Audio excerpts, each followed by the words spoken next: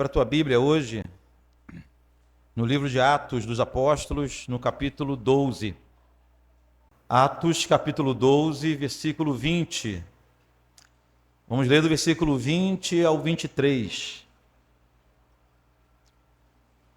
Hoje iremos tratar da autoestima. E vamos ver por que é importante nós tratarmos desse assunto aqui também.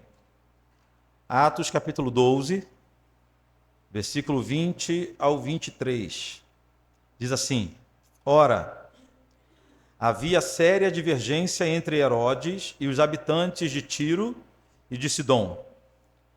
Porém, estes, de comum acordo, se apresentaram a ele e, depois de alcançar o favor de Blasto, camarista do rei, pediram reconciliação, porque a sua terra se abastecia do país do rei. Em dia designado, Herodes, vestido de traje real, assentado no trono, dirigiu-lhes a palavra. E o povo clamava: é voz de um Deus e não de homem. No mesmo instante, um anjo do Senhor o feriu, por ele não haver dado glória a Deus, e comido de vermes, expirou. Vamos falar com Deus. Pai amado, nós já lemos uma porção da Tua palavra e agora nós necessitamos que o Senhor venha nos dar esclarecimento e iluminação para que consigamos entender a Tua palavra revelada, Deus. Trataremos de mais uma questão difícil, mas que deve ser encarada à luz da Tua palavra. Então, que o Espírito Santo nos guie, como tem feito todas as vezes que nos reunimos nesse lugar. Que não hajam barreiras para que o Seu povo seja edificado e o Teu nome exaltado aqui entre nós, através da Tua palavra, ó Pai. Em nome de Jesus. Amém. O contexto do capítulo 12 de Atos dos Apóstolos é de uma grande perseguição. O início do capítulo 12 diz que o rei Herodes mandou prender alguns da igreja para maltratar, fazendo passar a fio da espada Tiago, um dos apóstolos. Versículo 1 e 2 do capítulo 12. Quando o texto diz que o rei Herodes mandou prender alguns da igreja para maltratar, a ideia que o texto passa é que não havia nenhum motivo, nenhum problema entre Herodes e os cristãos. O texto passa a ideia que Herodes mandou maltratar os cristãos apenas para se satisfazer, como se fosse um passatempo. É como se Herodes resolvesse matar crente para divertimento. O capítulo 12 de Atos narra também o primeiro martírio de um apóstolo. O primeiro apóstolo daquele grupo de Jesus que perdeu a vida pelo Evangelho está narrado aqui no capítulo 12. Nesses dias, irmãos, a igreja estava debaixo de intenso sofrimento.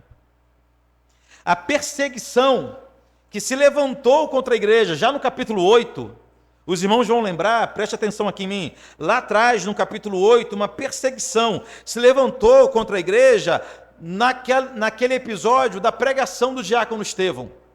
Estevão foi o primeiro mártir da igreja cristã.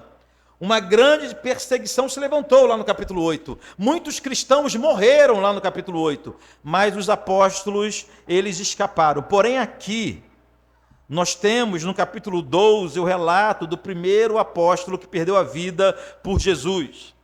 O versículo 2 do capítulo 12 diz que Herodes fez Tiago passar a fio da espada, ou seja, Herodes fez Tiago ser morto, decapitado por espada.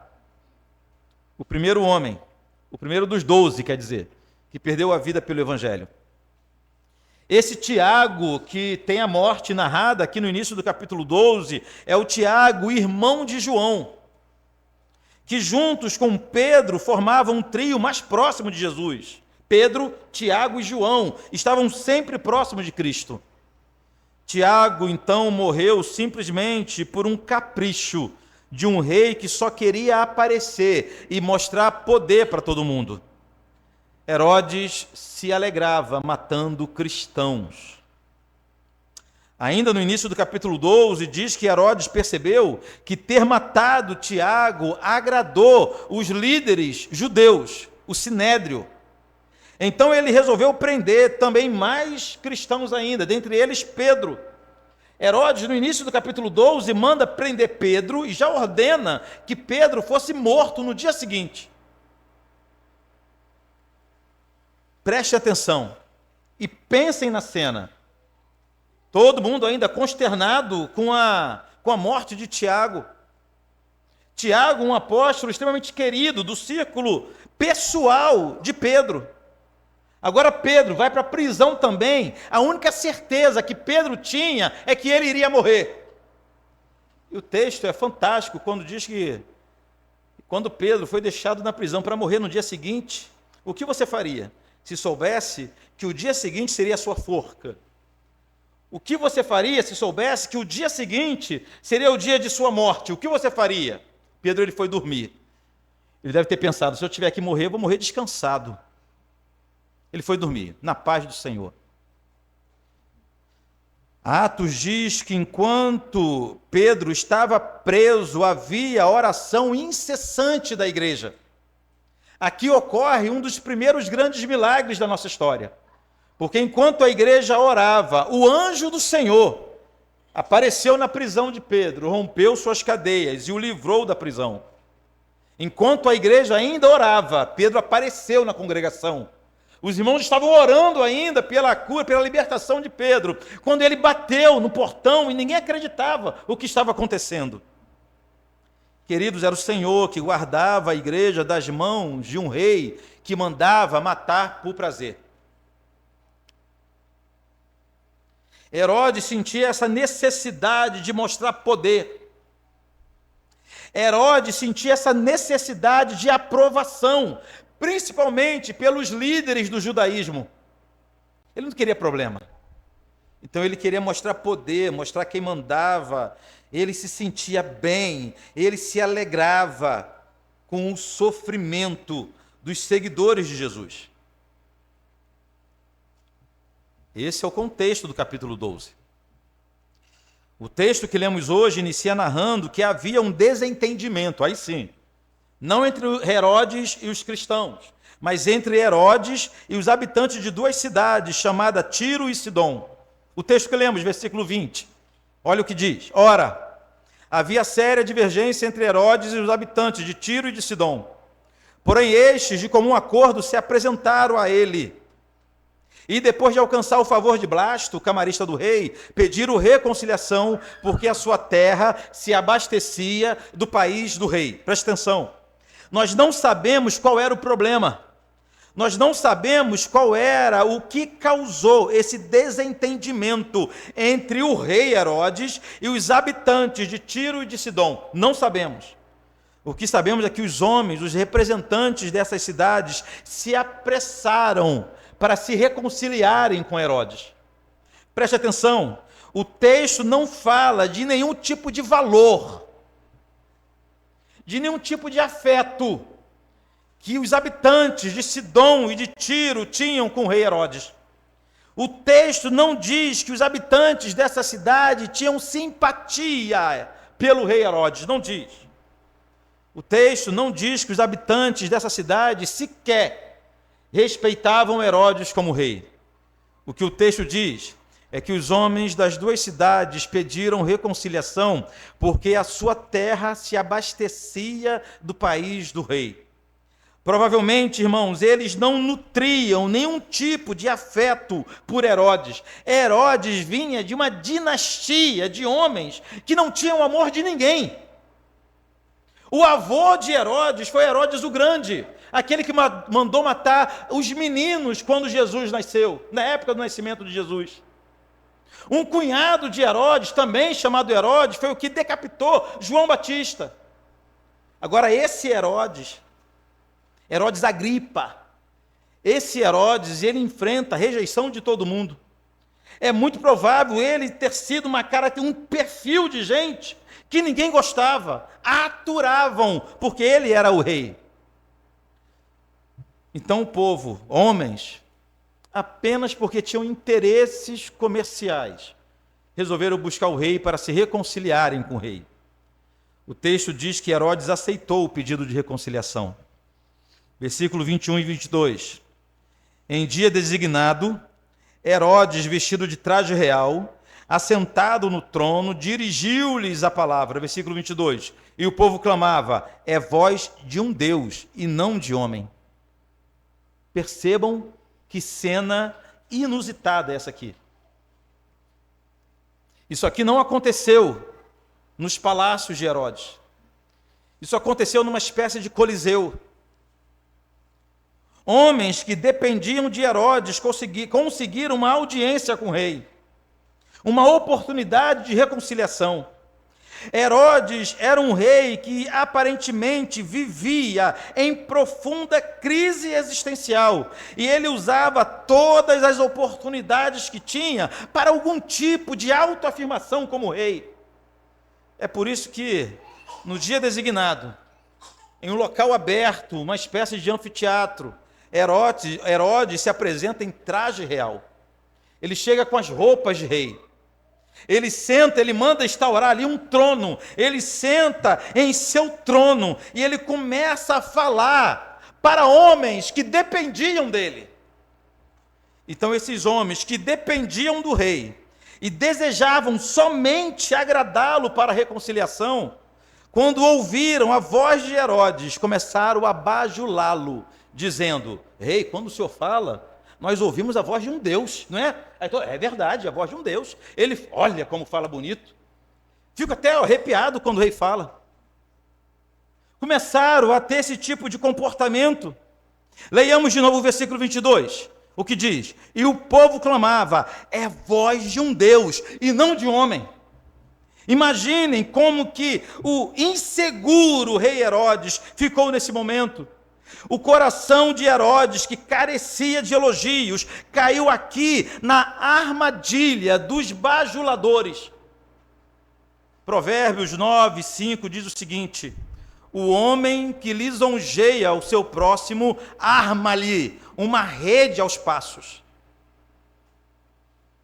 Charles Spurgeon disse que aplausos matam mais profetas do que a perseguição.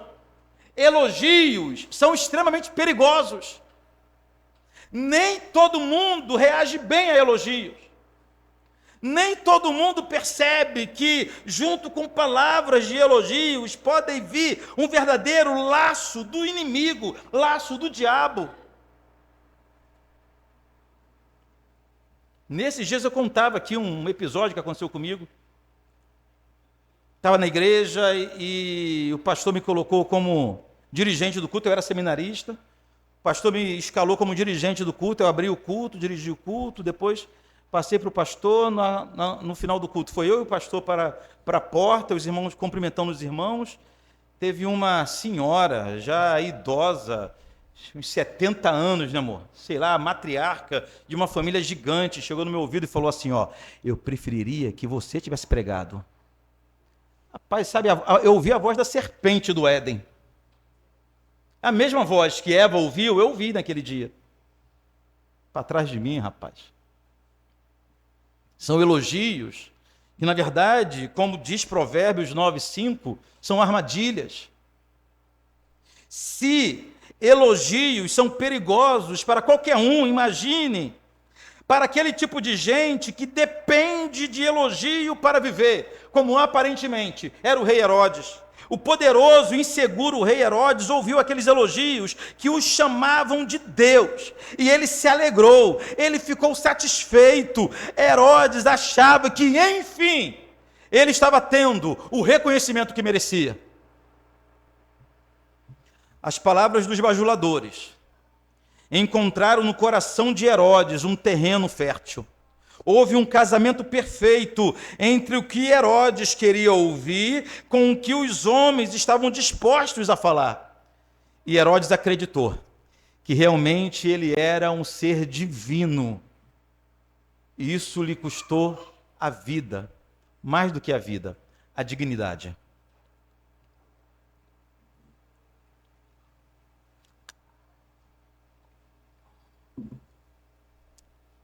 Lucas, o escritor do livro de Atos, ele nos diz que Herodes morreu.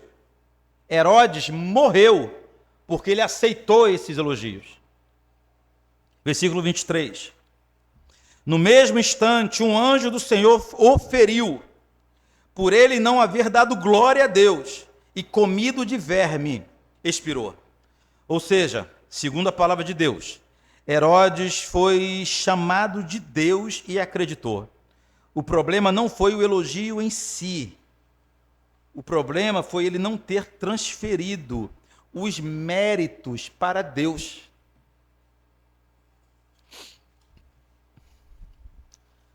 Alguns estudiosos acreditam que Herodes caiu morto instantaneamente, comido por algum tipo de bicho, de verme. Mas há um historiador chamado Flávio Joséfo, que ele narra os detalhes desse episódio de Herodes e como que Herodes morreu. Segundo Joséfo, Herodes sentiu fortes dores ainda no meio dessa sessão. Fortes dores abdominais ao ponto de interromper a sessão e cair no chão. Foi levado para o seu palácio, aonde algum tipo de ferida, algum tipo de úlcera interna explodiu em seu corpo, e em 5 dias ele estava cheio de vermes, cheio de bichos expostos, e morreu agoniando em seu palácio, segundo Joséfo. Seja lá como foi, o que podemos ter certeza é que, apesar de toda a preocupação que Herodes tinha com a autoimagem, ele morreu, os seus últimos dias foram de sofrimento, vergonha e humilhação. Os últimos momentos de Herodes. Queridos, esse texto mostra que um homem muito poderoso padecia de carência de elogios. Conhece essa enfermidade? Conhece essa doença? Carência de elogios, carência de reconhecimento, carência de afirmação. A falta de reconhecimento tocava na autoestima de Herodes. E o mesmo problema de Herodes é visto hoje amplamente em todos os lugares desses dias. Vivemos em dias em que a autoestima tornou-se um ídolo a ser adorado, cultuado todos os dias, o tempo todo. É provável, irmãos, que jamais tenha existido uma geração como a nossa.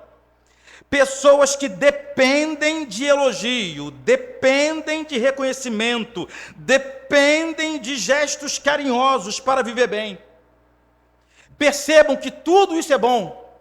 Elogio é coisa boa, reconhecimento é algo bom, carinho, afeto é algo bom, mas isso tudo se transforma numa espécie de droga para aqueles que dependem disso para viver. Estão me entendendo? Autoestima, autoimagem, amor próprio transformaram-se em deuses na geração atual. E a geração atual cultua. Vale tudo pela autoestima. O que importa é o que você pensa de si. Vale tudo para proteger a sua imagem. O que importa é a autossatisfação. Se você está feliz consigo mesmo, problema do mundo. Não é assim que a gente aprende?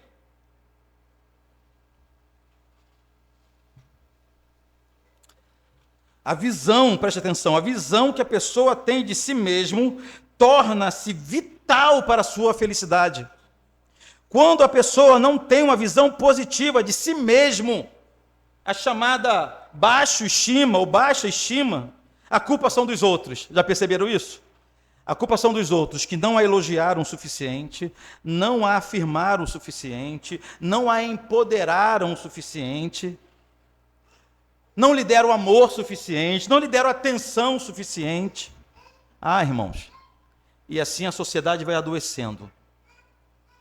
E assim as pessoas vão padecendo. Cada vez mais pessoas carentes de reconhecimento, carentes de afeto, carentes de atenção, carentes de afirmação. Eu sei ainda que há casos de baixa autoestima por questões bem mais sérias. Quantas pessoas tiveram experiências extremamente negativas na infância, na adolescência, como violência, bullying, rejeição, abandono. Então, sim, problemas com a autoestima, com a autoimagem, podem ser resultado de experiências dolorosas. E isso é extremamente triste. Mas a maior parte não é isso que acontece. Na maior parte dos casos, não são essas as causas. Minha preocupação é que há uma quantidade imensa de pessoas com a vida travada por sentirem-se fracos demais, feios demais, fora de forma, inadequado, quando não deveriam sentir nada disso. Nada disso. No fundo, é um ídolo, é um Deus chamado eu, que nós trabalhamos intensamente para satisfazê-lo, para agradá-lo.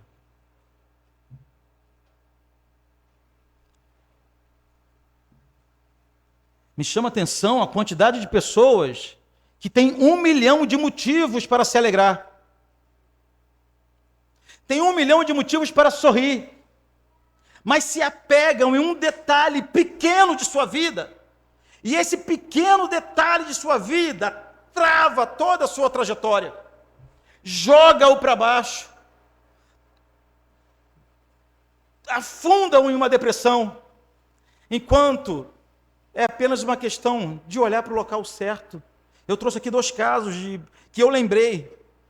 Conheço um caso de um homem, um cara bonito, é dono de um escritório de contabilidade gigante, uma vida financeira estável, uma casa linda, uma família linda, mas a vida dele acabou quando ele começou a ficar calvo.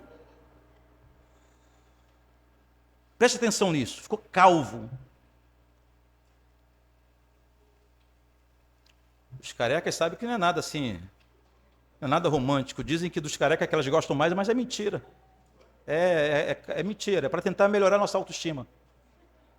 É mentira. Mas percebam como a falta de proporção é absurda. Você está vendo um rapaz, um homem bem-sucedido, com uma família linda, com uma casa linda, com uma igreja boa, ele faz tudo que ele quer, ele tem. Mas ele começou a perder cabelo e a vida dele acabou. Tem outro exemplo de uma mulher que é realizada em todas as áreas de sua vida. Tudo que você pode imaginar que uma pessoa possa desejar, essa mulher ela é realizada, mas ela não consegue manter um relacionamento amoroso. E isso para ela é o fim. Isso joga ela em um buraco, em um poço, em uma caverna sem fundo. Por isso que eu digo, normalmente, as pessoas com maior dificuldade em sua autoestima são pessoas que resolveriam esse problema apenas se fizesse uma contabilidade correta da própria vida e contasse as bênçãos pelas quais o Senhor já o alcançou. Como esses, há milhares de casos de pessoas que vivem para satisfazer a autoimagem, a autoestima, a autorrealização. Só esquecem, irmãos, que jamais, aqui que está o problema, jamais conseguirão satisfação, porque autoestima, autoimagem, autorrealização são monstros insaciáveis. Insaciáveis.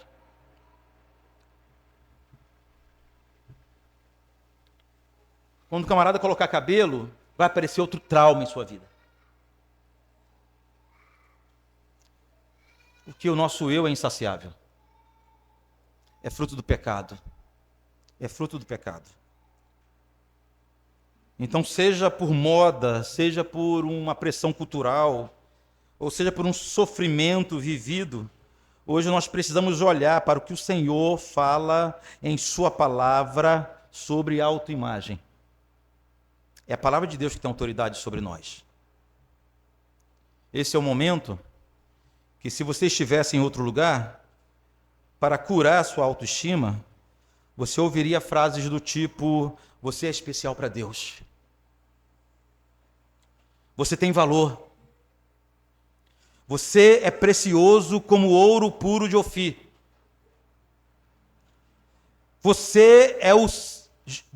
Para Jesus, você é o centro. Olha que coisa maravilhosa de se ouvir. Você é fruto do sonho de Deus.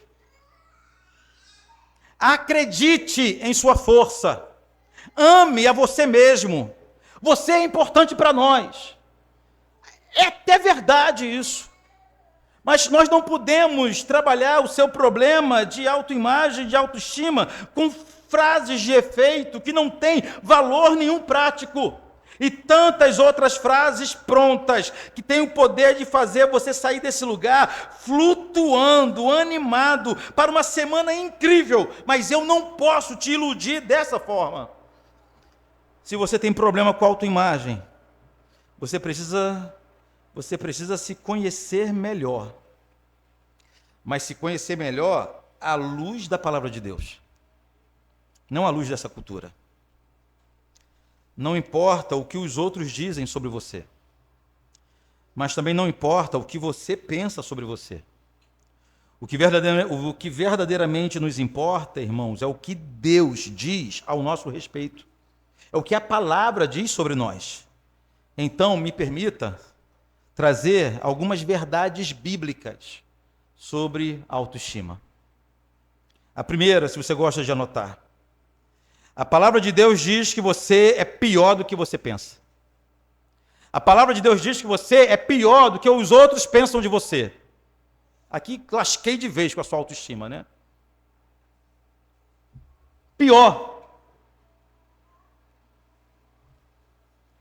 Você não se conhece bem. Pode até ser que os outros te conheçam menos ainda, mas você não se conhece corretamente. Todo o nosso conhecimento é parcial, principalmente sobre nós mesmos. Nós somos piores do que nós pensamos. Nós nos julgamos mal.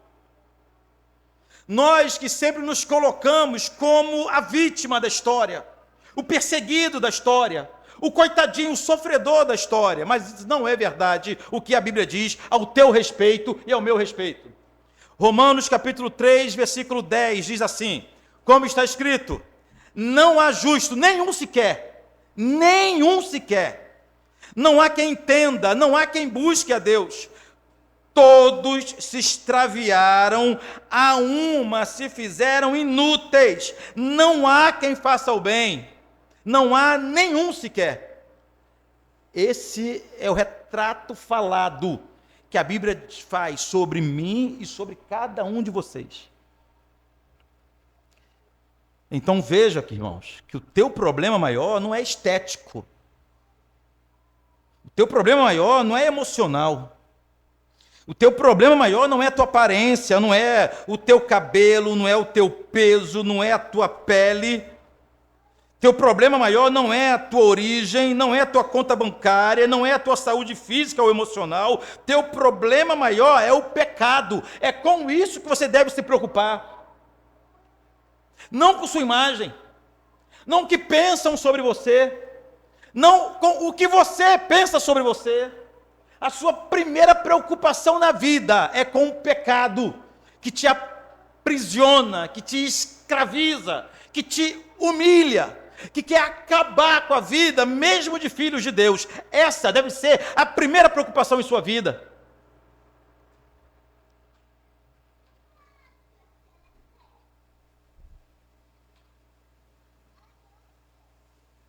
Não é o cabelo, não é o peso, não é a pele, não são as unhas,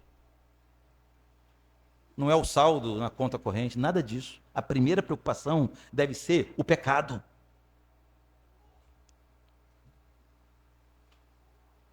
Segunda verdade, Deus não tem compromisso em fazer você se sentir melhor, tirando suas limitações. Ele pode tirar, mas ele não tem compromisso com isso. Em Êxodo 4, quando nós fizemos a exposição de Êxodo, a gente passou bem nesse texto, diante da ordem para libertar o povo, Moisés disse ao Senhor: Senhor, eu não posso.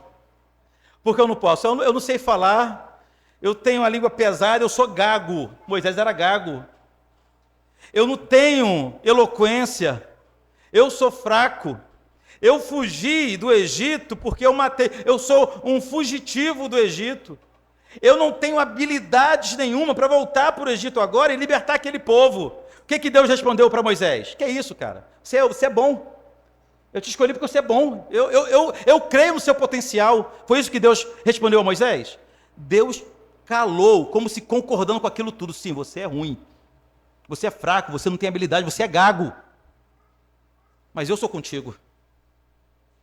O compromisso de Deus não é eliminar as limitações, fazer com que o seu servo se sinta melhor, motivado, por conta própria, por mérito próprio, a fazer alguma grande obra, não. O compromisso de Deus é fazer com que você entenda que com toda a tua limitação, com toda a dificuldade que você tem, Ele é contigo. Ele não garante que você vai mudar. Ele não garante que você vai ter forças. Ele não garante que você vai ter as habilidades que você deseja. O que Ele garante é que estará contigo todos os dias. Terceira verdade. Jamais encontraremos satisfação nos outros. Só o Senhor pode nos preencher a vida. Todos que aguardam ações humanas para sentirem-se realizados perecerão. Mas os que esperam no Senhor renovarão suas forças.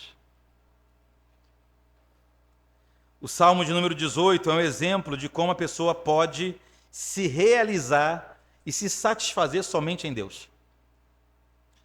Vejam que o Senhor era para Davi. E porque Davi não dependia de mais ninguém. Abra do Salmo de número 18. Leia comigo os primeiros versículos do Salmo 18.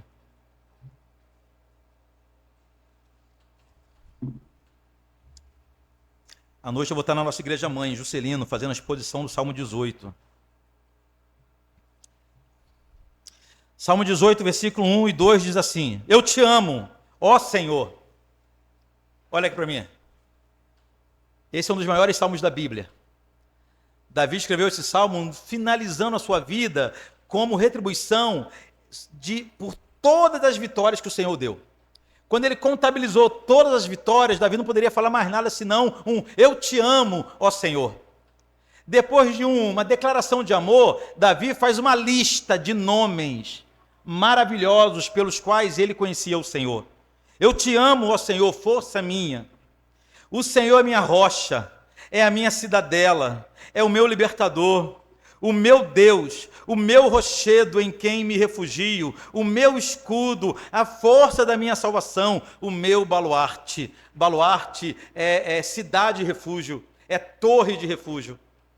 Ou seja, Davi, ele nos deixa claro que para ele, o Senhor não apenas era tudo, como era tudo que ele precisava. O Senhor supria todas as necessidades de Davi. Ele lembrou que quando ele precisou se refugiar, o Senhor era o seu refúgio. Quando ele se enfraqueceu, o Senhor era a sua força. Quando ele pensou em fraquejar, pensou em cair, o Senhor foi um rochedo. O Senhor foi um escudo quando ele foi atacado, quando ele foi perseguido. Ou seja, irmãos, Davi chega no final de sua vida, tendo uma consciência de que nós precisamos, a mesma que precisamos adquirir também, é que o Senhor nos basta. O Senhor nos basta. Quantas pessoas vivem afundadas em lamento, em tristeza, sua autoimagem ferida, porque esperam se satisfazer, esperam satisfação de outras pessoas que também são falhas, iguais a ela, como marido, esposa, filhos, patrão. Teu marido não vai te satisfazer, sabe Nunca. Tua esposa jamais terá tudo que você necessita para a satisfação total da sua alma. Nem seus filhos, nem sua profissão, nem sua igreja, nem seu pastor. Somente Jesus. A quarta verdade sobre autoestima. A realização pessoal pode, eu estou falando, pode ser uma tentação maligna, satânica. Quando o diabo tentou a mulher, ele apelou para a realização pessoal. Satanás convenceu o primeiro casal que o importante era se amar em primeiro lugar. Satanás convenceu Adão e Eva que o importante era se sentir bem em primeiro lugar, era se satisfazer, custe o que custar, em nome da autorrealização, irmãos. Hoje em dia, filhos são abandonados, famílias são destruídas, casamentos são desfeitos, amigos são desprezados, a igreja fica em segundo plano e a vida com Deus é negligenciada. Tudo isso para que a pessoa se sinta bem, se sinta melhor.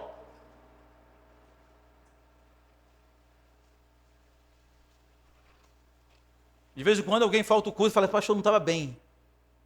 Eu não fui para o culto porque eu não estava bem. Eu falei, meu irmão, não é sobre você no culto. Se você não está bem e foge da comunhão dos santos, da presença de Deus, você vai piorar, não vai melhorar nunca. Mas essa tática maligna,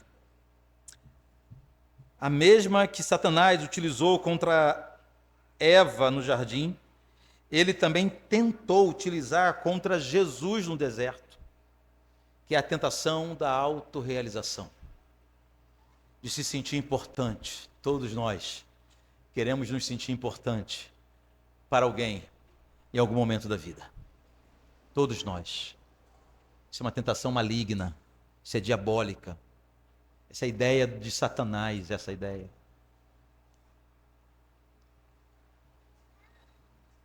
Quinta verdade. Apesar de você ser pior do que você imagina, Jesus morreu por você, a si mesmo, sendo você quem você é. Essa verdade deveria bastar para resolver qualquer dificuldade com a autoestima. O Evangelho de Jesus deve ser suficiente para resolver qualquer problema de autoimagem que possamos ter. Não porque o Evangelho diz que somos bons. O Evangelho não diz que somos bons, que somos lindos, que somos perfeitos, nada disso. O Evangelho vai além disso. Só o Evangelho nos livra da necessidade de nos satisfazer. Só o Evangelho. Só o Evangelho nos livra da dependência de aceitação. Olha que loucura!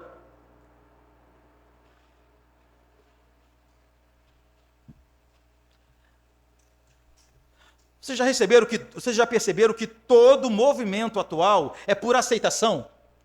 Cada grupo da sociedade, cada segmento da sociedade luta para ser aceito.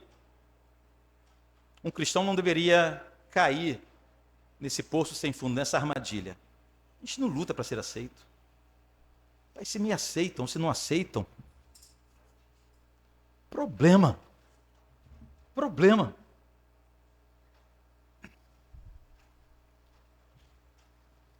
Eu trabalhava numa empresa que eu fui designado para viajar ao Brasil chama de roadshow, né? Apresentando os produtos da empresa para os novos clientes, para os donos de grandes redes de varejo. Então a gente fazia um mostruário particular para o dono da Casa Bahia, para o dono do Ponto Frio. E quando vinham as pessoas muito importantes, né? Como a Luiza, da Magazine Luiza, seu Abílio Diniz, aí o diretor vinha participar do evento também. A minha função era estar ali explicando os novos modelos de computador que a gente tinha, estar apto ali para tirar dúvida, né? Aí quando vinha uma pessoa muito importante, o diretor veio também, o diretor comercial. Ele veio, se aproximou de mim, conversando com o doutor Abílio, com a dona Maria Luísa, e eu tenho certeza absoluta que ele não me enxergou. Tenho certeza. Eu tenho certeza que ele é um tipo de gente que não enxerga quem está abaixo dele. Pensa alguém assim. Tem tanto dinheiro, tanta condição, que olha para a gente mortal que está... Eu estou abaixo dele, não sei você. Olha para a gente mortal e não percebe que ali tem uma pessoa. Não considera a gente como pessoa. Estão me entendendo? Quando eu percebi que ele estava me tratando como um objeto ali, como uma estante, como um mostruário, rapaz, eu falei, que bobão esse cara. Posso falar hoje, sair da empresa, né? Que bobão. Olha que ele está perdendo. Deixou de me conhecer.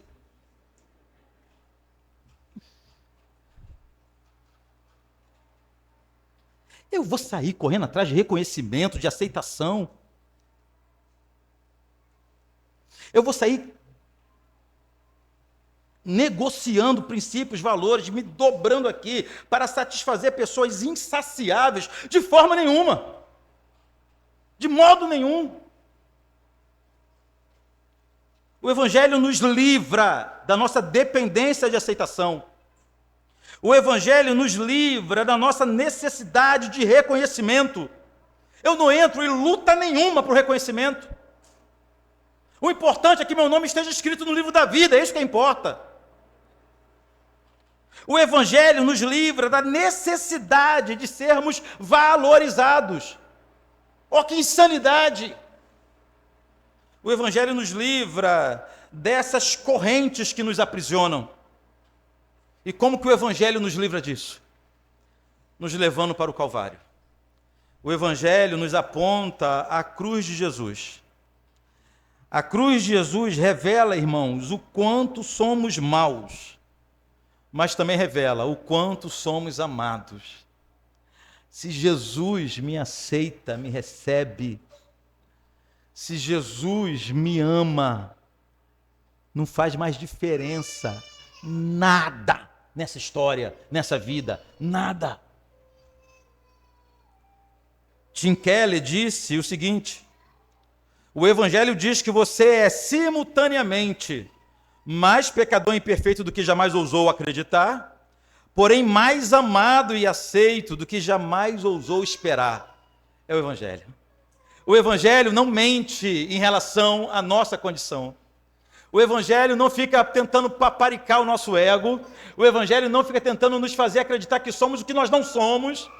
Pelo contrário, o Evangelho revela nossa pior face. Mas também o Evangelho nos revela o grande amor de um Deus que nos amou exatamente do jeito que nós somos. Olha que maravilha. Efésios capítulo 2, ele relata o nosso estado de pecado.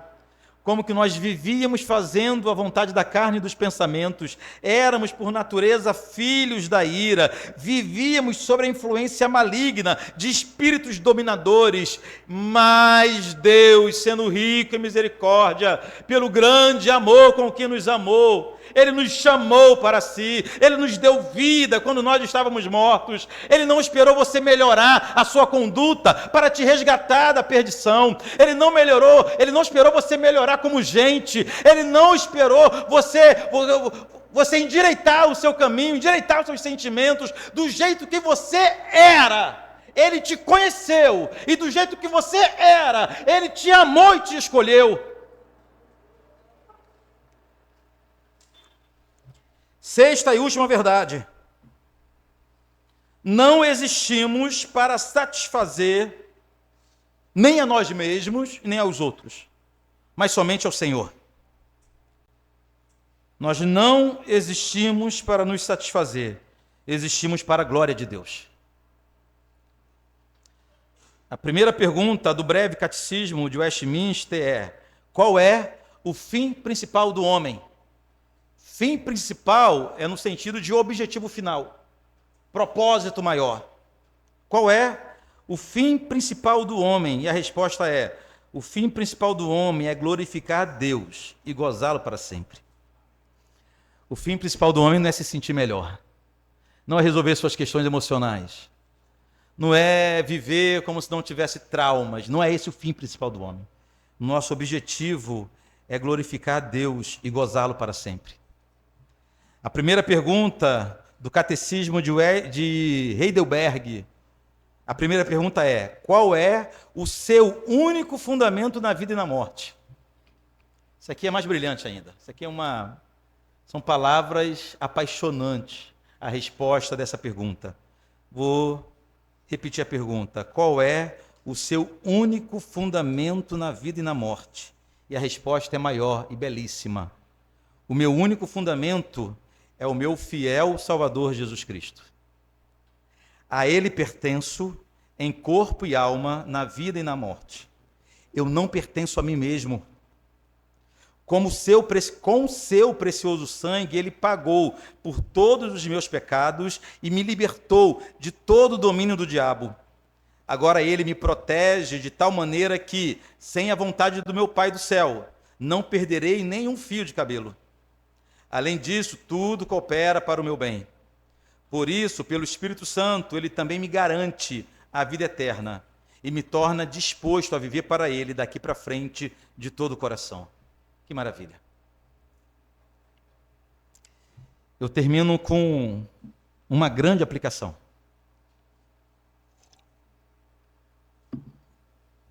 Eu conheço os irmãos. Eu sei que há entre nós pessoas sofrendo porque não atingiram os objetivos traçados para a própria vida. Há pessoas entre nós que não alcançaram, que não estão vivendo aquilo que elas projetaram para viver nessa época de sua vida, e elas acreditam que não estão fazendo isso, não conseguiram, por incapacidade própria, por falta de força, falta de habilidade, falta de escolha, e às vezes tudo isso é verdade mesmo, tudo isso é verdade. São pessoas que honestamente não se acham ainda realizadas, que não encontram satisfação na própria vida. Pessoas que estão vivendo como se estivessem apenas existindo. E você concorda comigo que existir é diferente de viver. Uma planta existe, um objeto existe. A vida é diferente. Para você, eu tenho 2 direcionamentos. Primeiro, faça essa conta direito. Conte direito. Se você contar direitinho, você verá que não tem do que reclamar. Você que está contando errado. Eu duvido que, se você fizer uma conta honesta, sincera,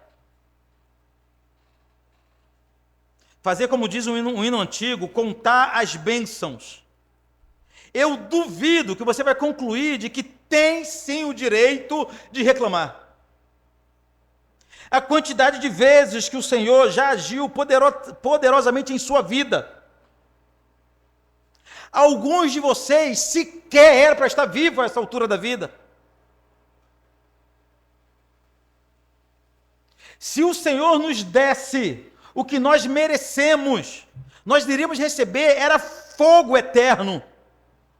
Mas você está aqui. Conta direito. Você está contando errado. É possível que você esteja sofrendo de algum tipo de amnésia, o pecado está cegando o seu entendimento e você não tem conseguido enxergar as mãos poderosas de Deus agindo em seu favor ao longo da sua história. Conta direito. E por fim, segundo direcionamento, olhe para Jesus.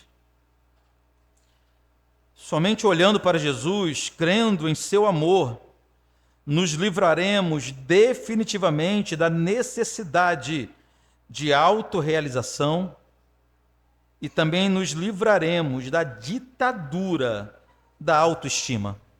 Você não será mais escravizado pelo teu eu, se você está me entendendo. Somente olhando para Jesus, olhando para a obra de Jesus na cruz do Calvário. Você não vai encontrar satisfação na militância ideológica. Não vai. A gente percebe que quanto mais as pessoas se envolvem em militâncias ideológicas, seja pela causa dos mais pobres, pela causa dos necessitados, pela causa das mulheres, pela causa dos negros, pela causa, não sei de que, pela causa dos estudantes, a gente percebe visivelmente como que essas pessoas se tornam cada vez mais amargas, amarguradas, que estão procurando solução, satisfação, onde elas não vão encontrar. Agora, se voltando para Jesus, os problemas são resolvidos. Olhando para o Calvário, a gente vai perceber o que o nosso pecado fez com Cristo, mas o que também nós recebemos de volta de Deus. Temos uma nova vida em Jesus, uma nova vida livre da necessidade de autorrealização. Amém?